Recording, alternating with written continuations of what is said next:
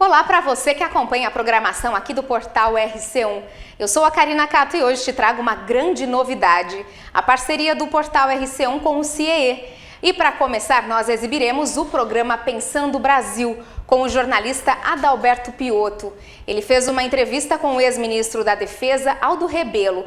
E você confere agora a conversa sobre a situação atual do nosso país. Olha só. Algumas empresas procuram uma solução mágica para trazer inovação ao seu negócio. Algumas empresas acreditam que o segredo do sucesso está na tecnologia.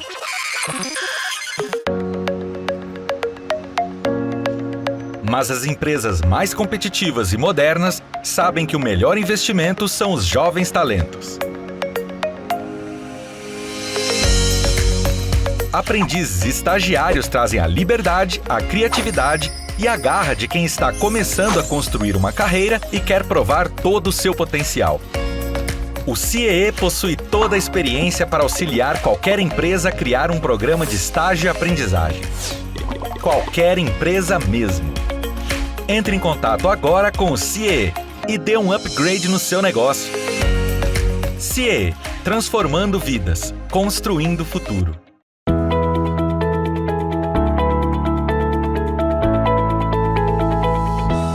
Olá, eu sou Adalberto Piotto e seja bem-vindo ao Pensando Brasil aqui pela TV CIEE. Meu convidado hoje a Pensar o Brasil é o ex-deputado, ex-presidente da Câmara, ex-ministro Aldo Rebelo. Ministro, seja bem-vindo a Pensar o Brasil. Um abraço, meu querido Adalberto Piotto, é uma alegria poder falar com você e junto com você dar também uma pequena contribuição na ajuda a pensar o Brasil. Ministro, a minha primeira pergunta talvez pareça genérica, mas eu acho que ela não é, não. Como é que o senhor tem visto este momento particular do Brasil, depois de tudo que passamos? Nós temos uma nova crise, velhos problemas que ainda não foram resolvidos, um debate intenso, mas também, às vezes, insano nas redes sociais, ou seja, temos hoje um barulho institucional muito grande no país, embora precisemos ainda resolver os problemas que acontecem diariamente. Como é que o senhor tem visto este momento do país? Como é que o senhor vê o atual momento do Brasil? Visto com alguma preocupação, por várias razões. A primeira delas é que o país vive um certo processo de desorientação. O que é que eu chamo de desorientação? Uma certa falta de rumo, de perspectiva sobre o futuro do país, sobre o que é mais importante, o que é essencial. Nós estamos divididos por uma agenda secundária, a agenda do comportamento, a agenda dos costumes. O país já se dividiu, mas o país já se dividiu em torno de causas relevantes, da independência, da abolição, da república, em 30. Esses foram fatores para a divisão do Brasil, mas eram fatores que, de fato, marcavam um divisor de época para o país. Hoje, nós nos dividimos e nos desorientamos em torno de uma agenda secundária. Essa é a primeira questão. O país precisa se unir em torno do que é essencial, do que interessa ao povo, do interesse nacional, e é isso o que nós mais precisamos. A segunda questão é que o Brasil vive uma confluência de crises e azares também. Nós temos uma crise política, porque o governo enfrenta dificuldade para construir a governabilidade, uma base de sustentação política que qualquer governo em qualquer lugar do mundo precisa, unir forças em torno da governabilidade, e o governo brasileiro tem enfrentado dificuldades políticas.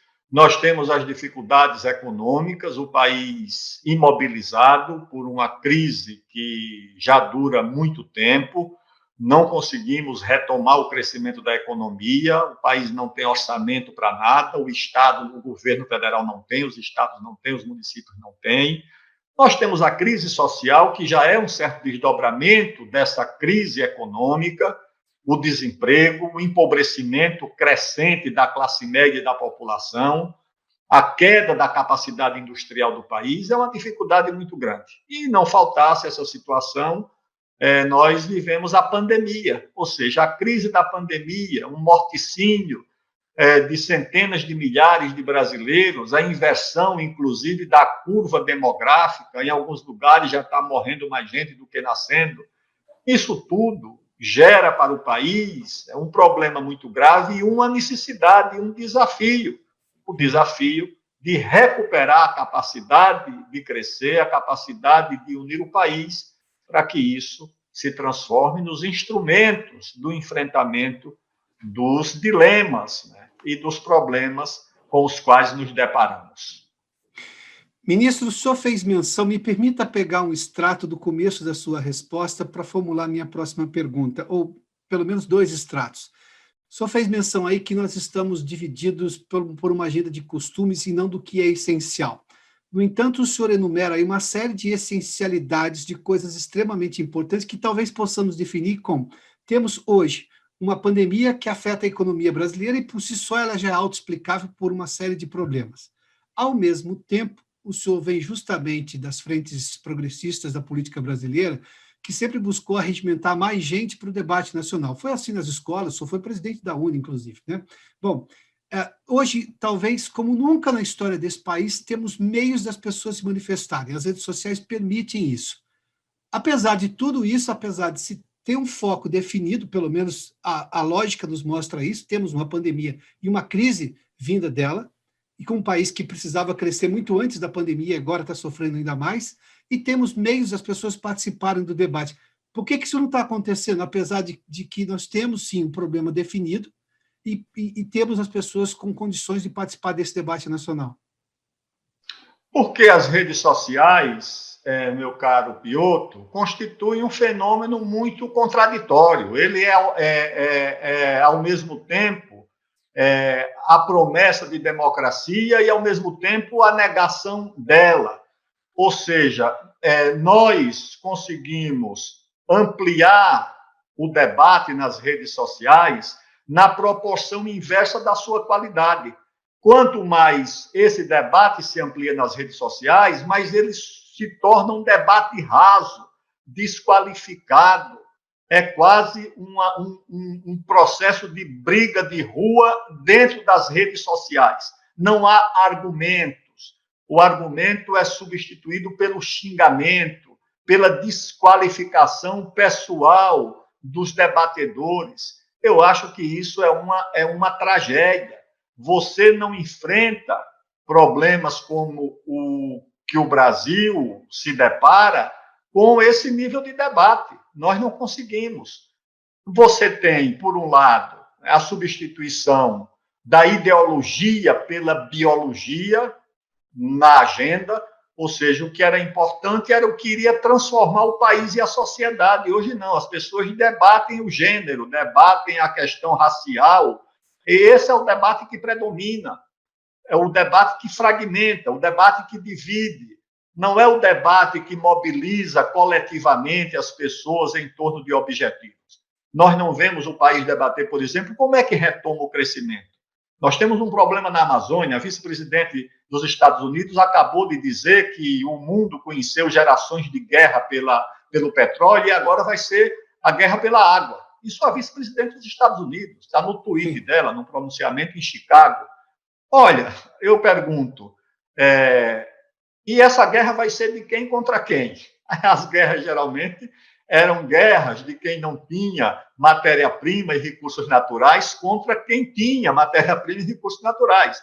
O Brasil tem 340 mil quilômetros quadrados de água doce na Amazônia. Isso é uma Itália e uma Suíça somadas de área de água doce na Amazônia. O Rio Amazonas responde por 20% de toda a vazão de água doce do mundo.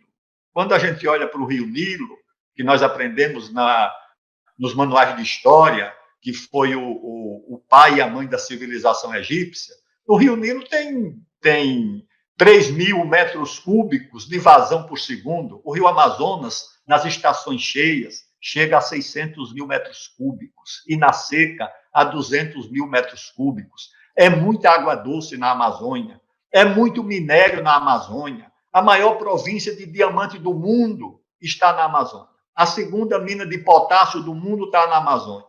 A segunda maior mina de ferro no mundo, a segunda Carajás, está na Amazônia. O ouro na Amazônia, o nióbio na Amazônia, o petróleo na Amazônia. Ou seja, nós temos tudo na Amazônia. Nós discutimos o aproveitamento dessa riqueza? Não. Nós ficamos discutindo como lá, quando os turcos ameaçavam o Império Romano, e os bispos discutiam o século dos anjos, o sexo dos anjos. Sim. Essa é a situação nossa. Pela primeira vez, talvez, a gente está vendo um debate sobre a Amazônia do ponto de vista de ter extrativismo sustentável nela, ou exploração sustentável. Há vários nomes, mas, enfim, tudo tem a ver com a questão da sustentabilidade também. Não se pode ignorar toda aquela riqueza, e essa riqueza pertence, na sua maioria, dada, obviamente, a questão geográfica, ao Brasil. Mas qualquer discussão que se coloque a Amazônia no meio é uma árvore cortada, pronto, acaba o debate. Como se nós não tivéssemos a menor oportunidade ou possibilidade de mexer, que não fosse fazer extrativismo de substâncias para fazer perfumes ou qualquer outra coisa. Como é que eu amplio esse debate e torno esse debate realmente maduro? Porque não dá para imaginar que o Brasil vai, pelos próximos anos, se negar a usar as riquezas da Amazônia. É um direito que ele tem. Não dá para imaginar também que o mundo não vai fazer barulho a cada árvore devastada, a cada árvore cortada, seja por qual razão for, independentemente de como as coisas se deem. Como é que a gente consegue tornar esse debate maduro?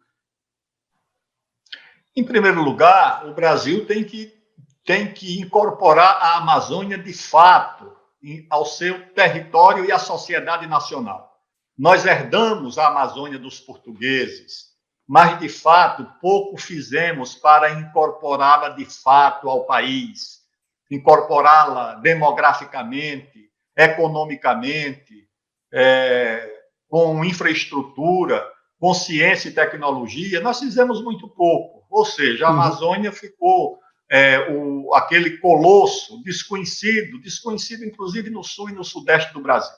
Então, o Brasil tem que fazer esse esforço em torno de 4 pontos. Quais são os 4 pontos que podem ajudar o Brasil a explicar a Amazônia para o mundo? Primeiro, a soberania sobre a Amazônia é inegociável. O primeiro ponto é esse. O Brasil não fará nenhum tipo de concessão em relação à sua soberania plena, absoluta e incontestável sobre a Amazônia. Segundo ponto, os amazônidas, são 23 milhões de pessoas que vivem na Amazônia. Isso é mais do que a população do Uruguai e do Paraguai somadas. Essa população tem direito ao desenvolvimento pleno, desenvolvimento da sua agricultura, desenvolvimento da sua pecuária, desenvolvimento da indústria, desenvolvimento da sua infraestrutura, das infovias. A Amazônia tem o direito de aspirar ao desenvolvimento. Esse é um direito sagrado. Então, esse é o segundo ponto. Assegurar aos amazônidas o direito ao desenvolvimento, como tem em São Paulo, Mato Grosso, Pernambuco. A Amazônia também tem direito. O terceiro ponto é a proteção das populações indígenas, para cessar a tutela de organismos internacionais, de ONGs interesseiras em relação aos índios. A sociedade nacional e o Estado abandonaram as populações indígenas, esqueceram, eles são os brasileiros mais esquecidos entre os esquecidos, ficaram lá na floresta, nas matas, sem assistência, e aí foram as ONGs se aproveitando dessa situação. Nós temos que proteger as populações indígenas. Eu dizia, inclusive, quando era ministro da Defesa, que percorria aqueles pelotões de fronteira, 90% ou mais formado de índios. Eu digo, olha, mas eles só têm os soldados. Você não vê um oficial índio. É preciso abrir as Forças Armadas para a ascensão do índio à oficialidade. Eles vão olhar e vão dizer, nós somos a massa de soldados e não temos um oficial. Então, criemos os núcleos de preparação de oficiais da reserva em áreas com densidade demográfica indígena elevada, para que eles também se sintam participantes das Forças Armadas, não apenas como praças, como soldados ou como recrutas. Então, o terceiro ponto, Piotr, é exatamente esse, o da proteção das populações indígenas, porque o abandono é aproveitado pelos interesses internacionais, principalmente por essas ONGs. E o quarto ponto, qual é? O quarto ponto é a proteção da natureza, das florestas, da biodiversidade, das águas. Esse é o quarto ponto. O Brasil deve fazer, inclusive, um inventário que possa ser renovado anualmente, dizendo, olha, o que nós temos de floresta, de água, de biodiversidade, de vegetação nativa na Amazônia, é isso. E todo ano você apresenta o que é que foi protegido, o que foi violado, combater os ilícitos, os crimes ambientais, ao desmatamento criminoso, a queimada criminosa, porque existe o desmatamento legal e a queimada legal, que é parte do manejo da agricultura. Até um dia desse se queimava cana em São Paulo. Até um dia desse. Sim. Eu viajava para Ribeirão Preto, Franca, era aquela fuligem cobrindo a Anhanguera, Bandeirantes, há pouco tempo. No Nordeste ainda se queima cana até hoje. O caboclo, na sua agricultura primitiva, de baixa tecnologia, ele usa a queima. E o satélite, quando vê a queimada, ele não diz, aquilo ali foi uma agricultura ou foi a floresta. Ele não explica. Então, isso dá muitas vezes para se manipular essas estatísticas. E o desmatamento do mesmo jeito. O agricultor na Amazônia tem direito a usar 20% da sua propriedade. 80% ele tem que deixar intocado para o meio ambiente. Isso só acontece na Amazônia. Em nenhum lugar mais, nem no Brasil e nem no mundo. O agricultor cede 80% da sua propriedade para a proteção do meio ambiente. Os 20%, muitas vezes, ele ainda não usou todo, ele usou 10, usou 15, usou 8. Sim. Se você também for falar para o agricultor que ele não tem direito nem a usar os 20%, então é melhor você dizer que não quer ninguém na Amazônia, que o seu programa para a Amazônia é tirar a população de lá. Ministro, o problema não está justamente aí, porque eu tenho uma parte da sociedade, eu não sei se por desinformação ou má fé, que quer tratar o ribeirinho que mora na Amazônia, o indígena que está na Amazônia, desde muito antes de Cabral e por aí afora, como um cidadão de classe diferente. Eu não vou nem falar subinferior, não, mas é uma classe diferente, porque ele passa a não ter acesso nem ao que a lei permite, porque qualquer árvore hoje que for cortada, e ninguém está defendendo a devastação aqui, passa a ser um crime ambiental, sendo que eu não estou levando em conta esses aspectos que o senhor fez menção. Se a legislação permite que aquele assentado ali tem direito a usar 20% da terra, e se ele usou 10%, obviamente que outros 10% vão ser resumidos de uma seguinte maneira: essas árvores vão cair, para ele usar os 20%. Pode ser que ele tenha outro tipo de agricultura, que não vai derrubar a árvore, mas, enfim, eu não tenho isso, sem contar que eu tenho uma série de assentamentos que não foram ainda regularizados, o que é um outro problema. Como é que eu explico isso? Porque eu tenho um barulho hoje institucional gigantesco.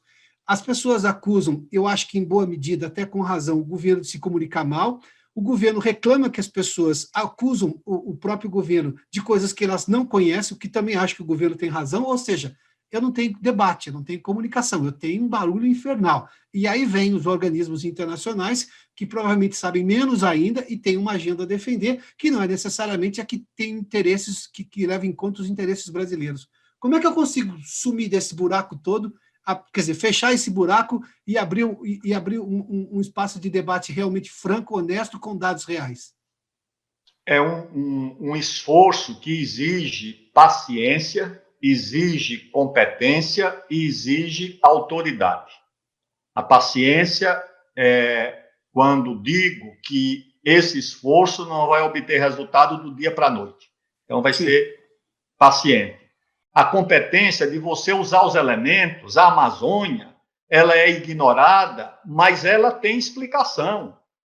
Há um livro, inclusive, do século XVIII, 1750 ou 60, um padre jesuíta que viveu na Amazônia durante 15, 20 anos, o padre João Daniel, escreveu um verdadeiro tratado sobre a Amazônia, sobre a economia, sobre a agricultura, sobre a pecuária, sobre o extrativismo, e com muita autoridade, porque os jesuítas tinham fazendas na Amazônia, desde o Marajó, na foz do rio Amazonas, até Tabatinga, na fronteira com o Peru.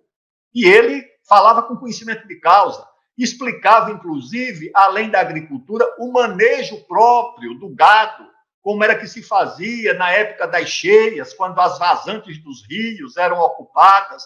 Tudo isso está explicado no livro do padre João Daniel. Nós temos no Pará, Piotr, o Museu Paraense, o Museu Emílio Gueldi, que tem 150 anos. Esse museu foi fundado por um grande naturalista suíço que veio para o Rio de Janeiro, a convite do Dom Pedro II, e do Rio de Janeiro, um governador do Pará o convidou para fundar um museu no Pará, que tem um grande acervo das plantas da Amazônia, produz conhecimento, é um instituto de pesquisa do Ministério da Ciência e Tecnologia do Brasil. Nós temos o INPA, Instituto Nacional de Pesquisa da Amazônia, criado pelo presidente Vargas, produzindo conhecimento sobre a Amazônia. Quando a primeira-ministra Angela Merkel trouxe aqui uma grande delegação de 11, 12 ministros, e eu fiz uma agenda para a área de ciência e tecnologia, eu levei na Amazônia para mostrar o que é que existe na Amazônia. Então, é o esforço de explicação. O terceiro é o que exige também a competência, o saber explicar, porque não é simplesmente a retórica do confronto, do conflito, da acusação, isso não vai resolver o nosso problema. A competência no explicar é você fazer isso, faz um inventário, mostra para o Brasil, porque você precisa explicar a Amazônia antes de explicar para o mundo, tem que explicar para os brasileiros que também não conhecem.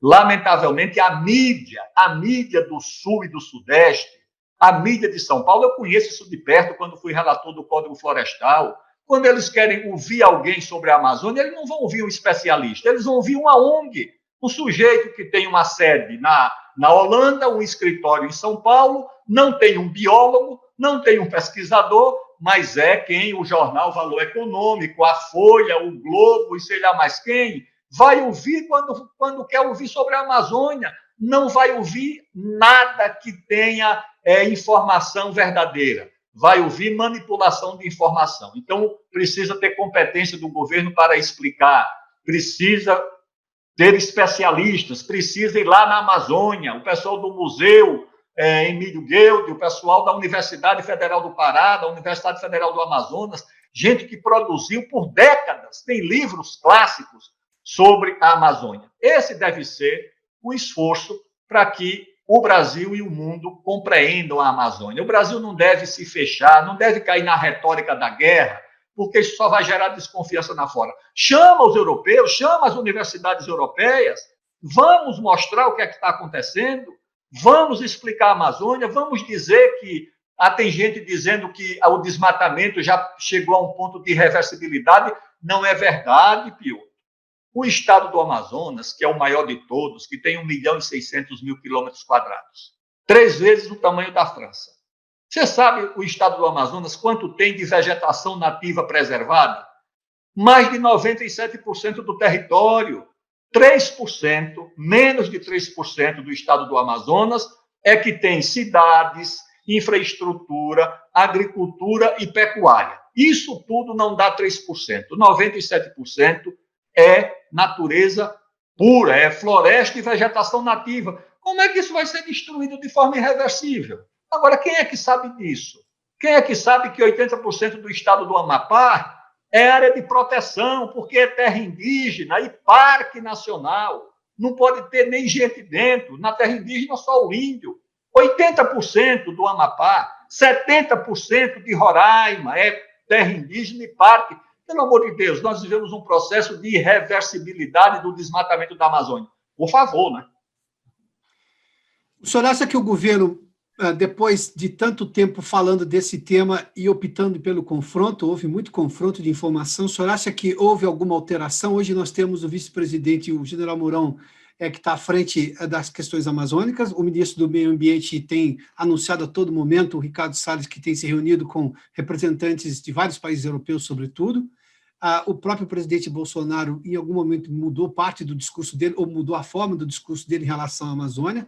nós temos um ano de desafios, porque o novo governo americano vai falar de Amazônia toda hora. O senhor acha que já há algum avanço nesta forma de comunicar a Amazônia brasileira, por parte do governo A do país? A Amazônia virou uma agenda permanente no mundo, né? Porque ali Sim. tem de tudo, né? Não é só o meio ambiente, é o crédito de carbono, que a floresta é quem oferece. Não tem como o mundo rico pagar a conta do chamado carbono zero. Porque é o carbono zero? O carbono zero não é ninguém parar de emitir carbono, é você sequestrar carbono no mesmo volume que emite. Isso que é a meta do milênio. Não é parar o carbono. Vai continuar emitindo carbono. Agora, o carbono zero é a meta de você sequestrar no mesmo volume que você emite, e aí você zera o jogo. Mas como é que vai sequestrar carbono? É muito caro. Então, onde é que vai encontrar o carbono para ser sequestrado? Nas florestas tropicais. Por isso, essa questão da Amazônia, do Cerrado. Então, essa é a questão decisiva. E o Brasil, recentemente, adotou uma retórica do confronto. Essa retórica só nos prejudica, porque o mundo termina se unindo contra o Brasil. Então, nós temos que ter um esforço diplomático. Eu falei, inclusive, com o vice-presidente Mourão. Eu digo, bota um avião da FAB, chama todos os embaixadores, não dá para caber todo mundo no avião, leva os grupos, leva os embaixadores da União Europeia, depois leva os asiáticos, leva os árabes, leva e vai mostrando para a Amazônia, leva lá para ver como é que é. Não tem nada que se compare do que a visão, o testemunho. Quando você sobrevoar aquela Amazônia e ver que aquilo tudo é floresta, já vai ter um impacto. Faz uma viagem pelo rio Amazonas, vai ao encontro das águas. O testemunho vivo vale mais do que a estatística. Acho que ele chegou até a levar um grupo para lá, entendeu? Mas tem que mostrar, esse pessoal tem que ver de perto, tem que receber uma explicação que não seja uma explicação terceirizada, por ONG, por interesses econômicos, comerciais, de sobrevivência, político. Isso tudo está contaminado por tudo quanto é confusão, entendeu? Ministro, nós temos hoje um momento, o senhor falou aí sobre o barulho político que acaba gerando mais confronto ainda e o debate racional perde espaço. Nós temos hoje, falando sobre o cenário político brasileiro, nós temos talvez, como nunca na história, essa expressão é incrível, né? Mas enfim, um STF revisionista e ativista político. Essas são as acusações muito sérias. Revisionista está muito claro que o STF é. Aliás, a Constituição, ele deixou de ser o guardião da Constituição para ser o revisor da Constituição. E tem aceitado a tarefa de ser um ativista político. Eu tenho um Congresso que continua nas suas discussões, mas o Congresso normalmente é lento, embora às vezes mostre que consiga ser rápido, mas tem aí as reformas que não foram votadas, e eu digo que o Congresso tem obrigação de pelo menos dizer não às reformas, só não pode não discutir, porque daí eu deixo a sociedade sem saber o que fazer. E tem mais uma CPI agora em relação à questão do coronavírus, está sendo discutido o papel do governo federal dos estados. E o executivo que está sob pressão que o senhor está falando. Como é que o senhor vê este momento especificamente? A começar do STF, que virou hoje uma junta de 11 juízes que governam o país, e tudo vai parar no STF. É incrível como as coisas se perderam no meio do caminho. A lógica de 3 poderes, de alguma maneira, foi machucada nesse processo. Esse é outro problema grave do Brasil. É a confusão na atribuição de cada poder. E não é um problema recente. Eu vejo aí os apoiadores do governo reclamando do STF, da invasão de área do Poder Executivo, o que é verdade, tem acontecido, do Legislativo também. A verdade, o Supremo passou a ser a Constituição. A Constituição brasileira, ela, de fato, foi superada pelo ativismo do Supremo Tribunal Federal, não só do Supremo Tribunal Federal, até juiz de primeiro grau também anda tomando decisões na esfera federal. De vez em quando eu vejo uma decisão do juiz de primeiro grau que revoga, limita ações do Poder Executivo. Eu acho que isso é inaceitável. O Brasil precisa repactuar a relação entre os poderes, e eu não vejo outra alternativa para que isso seja alcançado, senão através de uma Assembleia Constituinte. Eu não vejo. Agora, o problema não é novo, é que cada um reclama de acordo com o seu interesse. Há um personagem no livro do Hemingway, O Sol Também Se Levanta, e conversando com outro que havia ido à falência, ele pergunta: como é que você foi à falência? E ele responde: no começo, gradualmente, e depois, subitamente. Na verdade, o Supremo já vem interferindo nos outros poderes há muito tempo, gradualmente, mas agora passou a fazê-lo subitamente.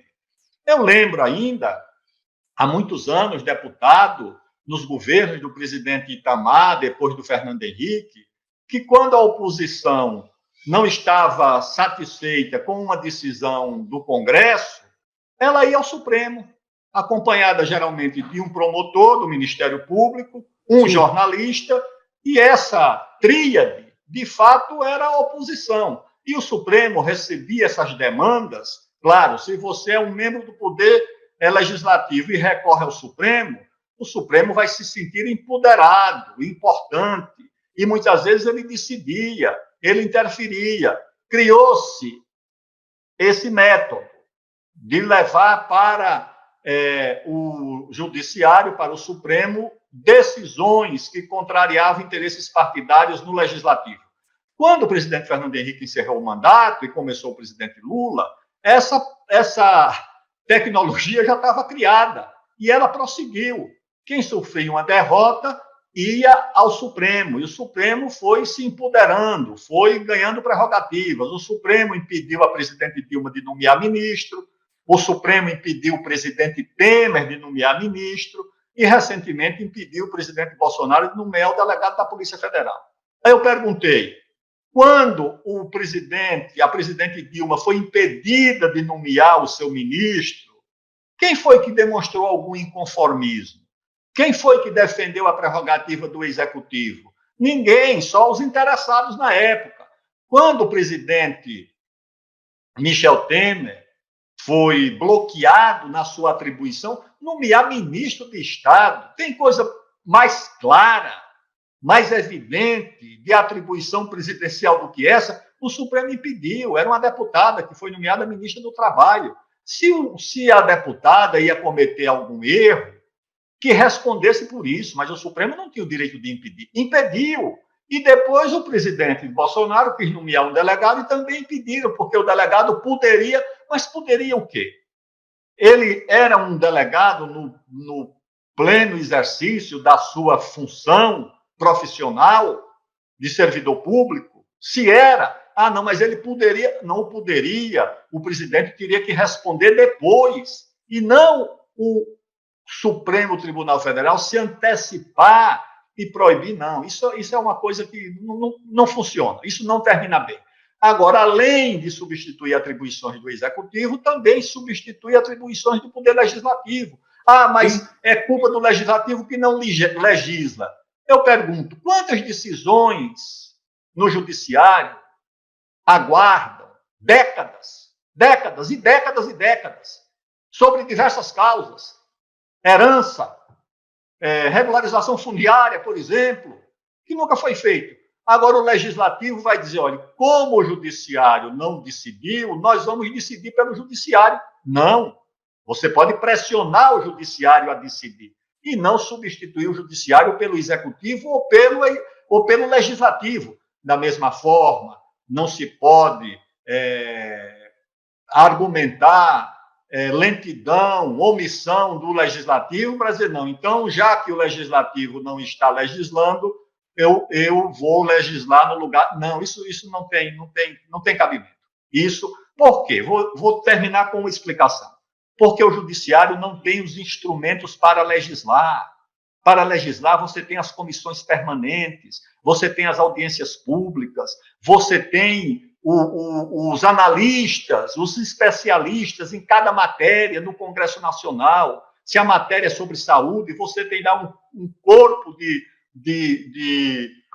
especialistas sobre saúde pública, sobre defesa, segurança, educação, previdência. E você tem o instrumento da audiência, você vai ouvir as partes.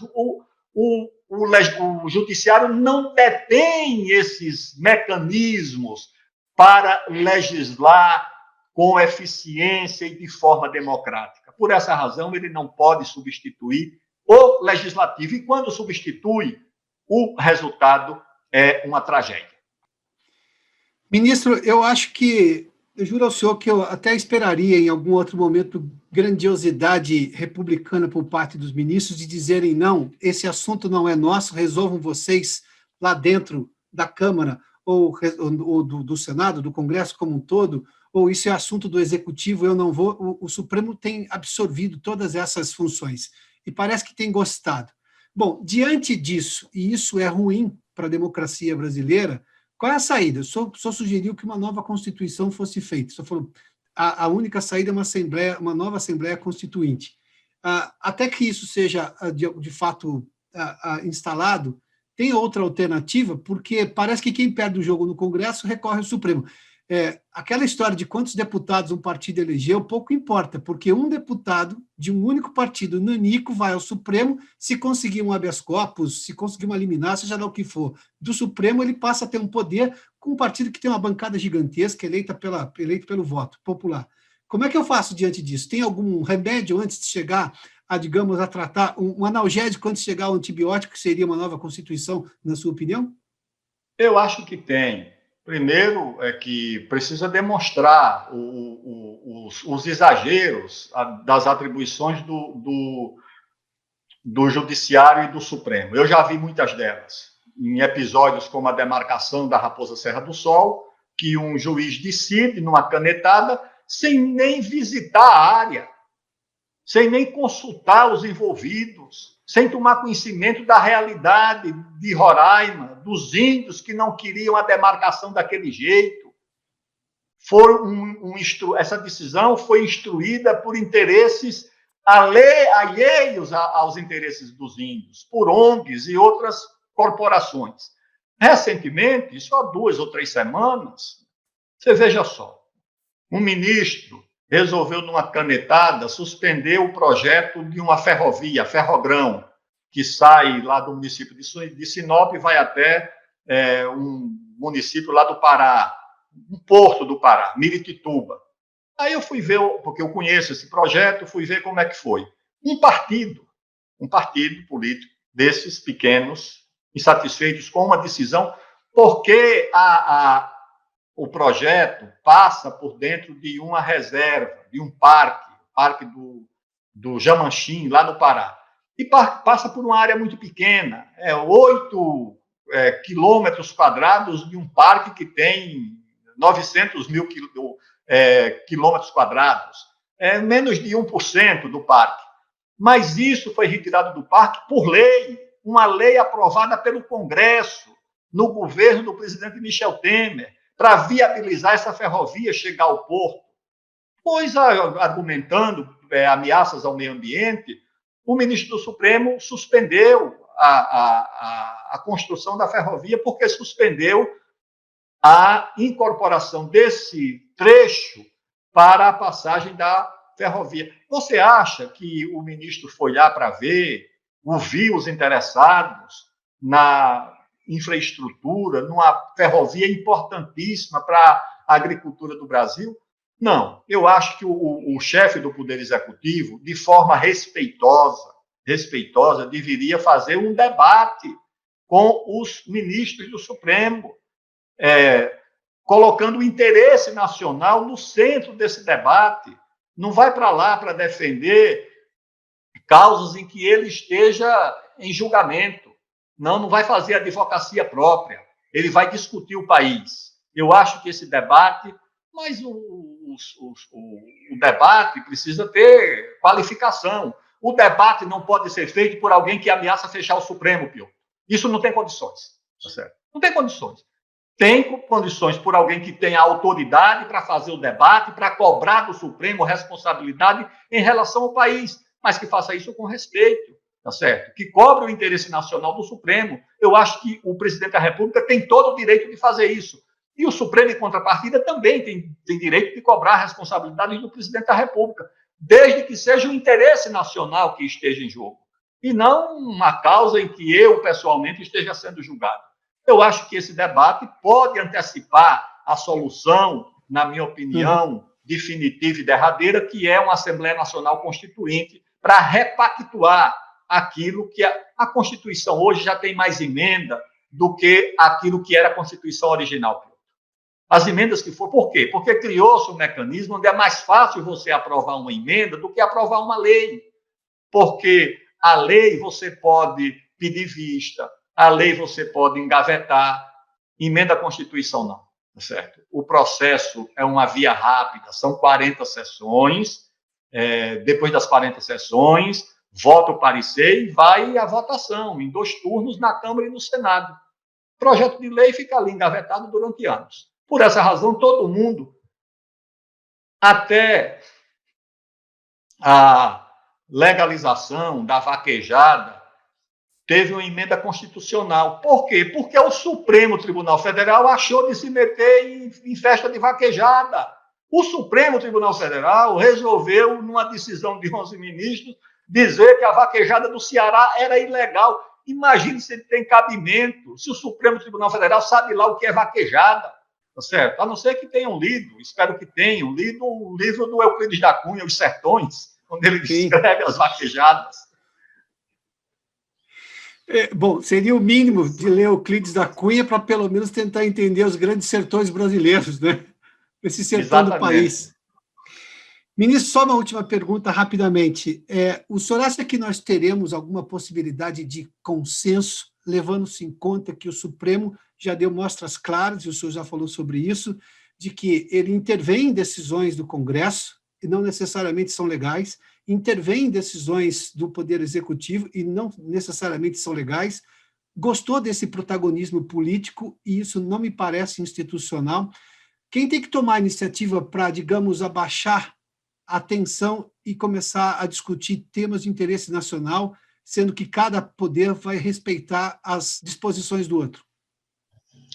A principal autoridade do país, o principal líder do país, não é apenas o líder administrativo, o burocrata que toma conta da máquina administrativa. O presidente da República tem que ser o líder político, o líder espiritual da nação, principalmente nos momentos de dificuldade, nos momentos de grandes desafios. O presidente da República tem que ser o fator de unidade do país, tem que ser o ponto de encontro dos brasileiros. Não pode ser a força centrífuga do país. Ele não pode ser o fator da fragmentação, da divisão, da instabilidade. Não pode, ele tem que ser o fator da união do país. O país tem que dizer, olha, estamos em dificuldade, coisas muito difíceis estão acontecendo com o nosso país, mas o presidente, ele é um fator de unidade, é um fator de moderação. O presidente pode, ele, ter entre os brasileiros, ter desafetos. As pessoas podem se considerarem desafetos do presidente da República. Ele não pode se considerar desafeto de ninguém, ele tem que ser o presidente de todos, tem que partir desse pressuposto. Eu acho que isso, no momento, é uma coisa muito, muito difícil, né? Porque quando você espera que o presidente recorra a uma linguagem, a um comportamento de líder nacional, de líder de todos, surge os pronunciamentos em porta de palácio, né, as arengas contra a imprensa, e isso, contra os outros poderes, isso gera um fator de instabilidade, ou seja, nós temos atualmente a predominância das forças centrífugas em relação às forças centrípetas, ou seja, o que junta hoje é mais frágil do que aquilo que espalha, do que aquilo que fragmenta, do que aquilo que separa. Eu acho que o Brasil vai encontrar um caminho, um momento. Eu acho que isso é passageiro, porque as pessoas também estão cansadas, as pessoas do povo, os empreendedores. Vai restar uma bolha disposta a manter essa polarização do anti-isso ou anti-aquilo. Mas acho que essa bolha tende a perder energia, a perder força e a não ser o fator determinante no futuro do país. Essa é a minha impressão. Ministro Aldo Rebelo, muitíssimo obrigado pela gentileza da entrevista, por se unir a nós aqui em Discutir o Brasil. Uma vez mais, obrigado. Obrigado a você, Adalberto Piotto. Um abraço aos nossos internautas e até breve, meu amigo. Muito obrigado.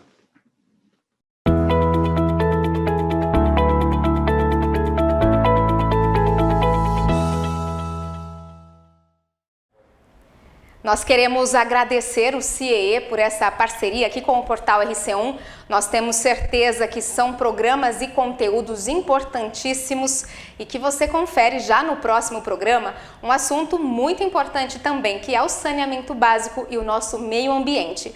Então, você não perca o programa Pensando o Brasil, uma parceria do CIEE com o Portal RC1. Até a próxima, obrigada, tchau!